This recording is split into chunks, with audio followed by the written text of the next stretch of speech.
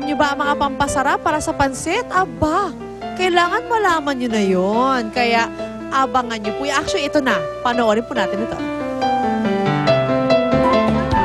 Ang easy to prepare na instant pancit canton, pwedeng maging kakaiba at saucy pancit in an instant.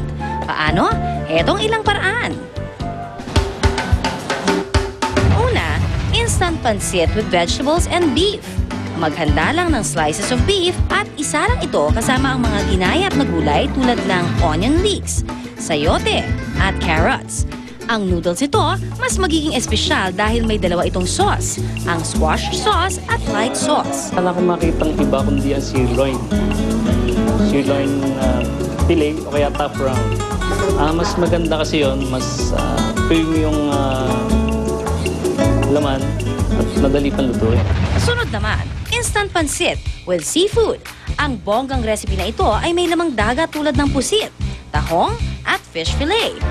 At syempre, ang instant noodles ito ay seafood flavored din. Rich in carbohydrates ang noodles pero mas magiging masustansya ito dahil sa protina at iron na makukuha sa iba't ibang seafood delight na inihalo rito. Nadagdagan pa ng sarap dahil nilagyan pa ito ng white wine at thyme. Pwede silang gumamit ng tilapia fillet o kaya yung bangus fillet boneless. Maliban doon, may isa pa yung local clam na tulya. Kung mahilig ka sa hipon, tiyak magugustuhan mo ito dahil ang sunod na noodle specialty ay sinahugan ng hipon, bawang at iba't ibang gulay. Shrimp paprika veggie canton noodle with garlic confit ang tawag dito. Ang mga hipon na isinahog rito ay mas pinasarap dahil ito ibinabad sa paprika at thyme. At kung ikaw naman ay nagda-diet pero gusto pa rin ng masarap na pancit canton, subukan itong tuna flakes and veggie canton noodles. Unang igisa ang tuna flakes na kasama ang red and green bell pepper, repolyo, green beans at onion leeks. Mas maganda, water na lang. Ang brain, medyo not healthy. O diba? Say goodbye na to your ordinary merienda and say hello to a gourmet pancit canton dish na bihadong magugustuhan ng inyong pamilya. Kain na!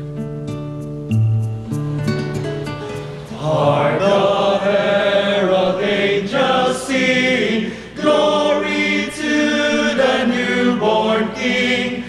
Peace on earth and mercy mild, God and sinners reconciled. Joyful all ye nations rise, join the triumph of the skies. With angelic hosts proclaim, Christ is born in Bethlehem. Hark the herald angels sing, glory to the newborn King. O, di ba? Pasko na talaga. 22 days to go na lang po. Pasko na. Ang tanong, meron na ba kayong ganito? Sa inyong mga tanong, natikman nyo na ba siya ulit? Ito ang pinaka talaga na lumalabas siya, nauuso tuwing Pasko at bidang-bida pa siya sa Christmas carol, di ba? Chestnuts roasting, wala iba kundi ang kastanyas. Yan, alam niyo ba ang history nito? Kung hindi, panoorin niyo po ito. Isa sa mga pagkaing laging bahagi ng holiday season ay ang kastanyas. Ang kastanyas o chestnut sa Ingles ay isang lumang pangalan na ang ibig sabihin ay matamis. Ang nut na ito ay may dark brown hard cover. Kadalasan, flattened ang isa o dalawang side nito at may pointed end na tinatawag ding flame sa Italy. Pinaniniwala ang nagmula ito sa bayan ng Castanya sa Thessaly, Greece. Kaya't di katakataka na dito rin nakuha ang pangalan nito. Cold climate tree ang kastanyas dahil by European origin pero tumutubo rin ito sa temperature climate and in fact, may Philippine version na ito sa Calauan, Laguna na itinanim 5 years ago ng isang agricultural conservationist na si Dr. Roberto Coronel pero by 2011 pa ito mamumunga. Maraming klase ng kastanyas pero ang mga nabibili natin dito sa bansa ay Chinese chestnuts. Maliit ito at best served hot. Mayaman to sa calories, pero kahit pa marami ang inyong kainin ay hindi ka naman dapat mag-worry dahil wala itong cholesterol at fat content. And in fact, ito lamang ang nag-iisang nut na may vitamin C. Yan ang kastanyas, ang Christmas nut na paborito ng marami sa buong mundo.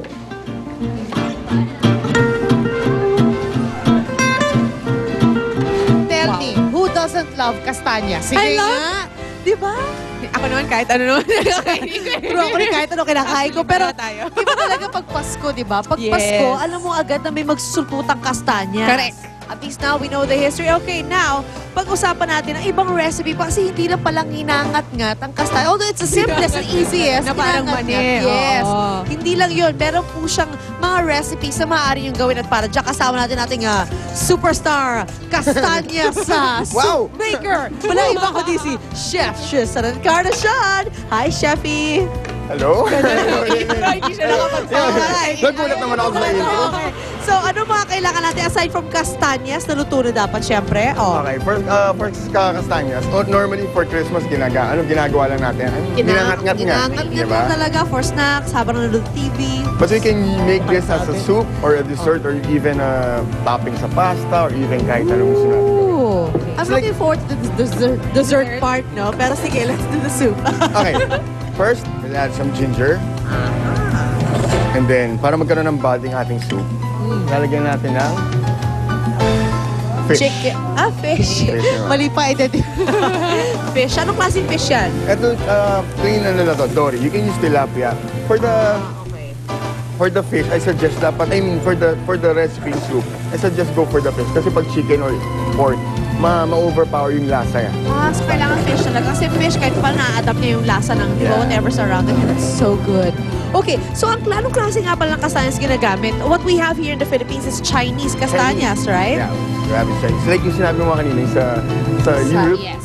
Yes. Sa Sa Europe kasi, na-try namin ng asawa ko yung malaking-malaki. Yung sa Paris, diba? ang laki ng kastanyas. Pero, Pero, klase ng kastanyas Lasa? meron.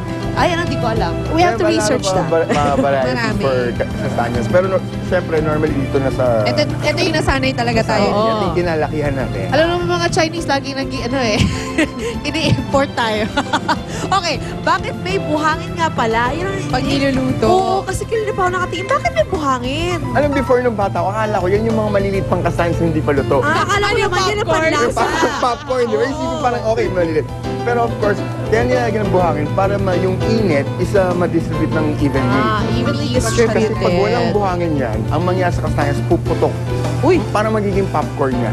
Okay. Wow. Pero we don't want it to happen kasi ang mangyayari I do. masusunog. And di ba yung kastanyas pag nasunog, nagiging bitter na. Okay. Ako, I wanted it to happen kasi at least mabilis siya buksan. Nakapalat na siya. Laki lang tamad. Okay. So, naglagay ka na ng kakastanyas. Nilagay mo na. kastanyas, and then of course milk. Aha. And then we add some spinach. Oo.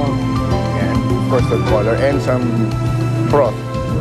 Alam mo yung ano nga pala, yung di ba, alam mo sinasabi nila pag mas malaki daw, mas kulang sa lasa. Even with fruits, di ba, parang sabi nila, if it's bigger, Yung iba kasi Oo. inisip nila, eto ba, totoo pang ganito talaga o cultured na ito. Exactly. Diba? Well, yung Kaya ano, wala nang lasa yung iba. kaya mas maliit na kastanyas, mas sarap Mas feeling ko masarap. ha.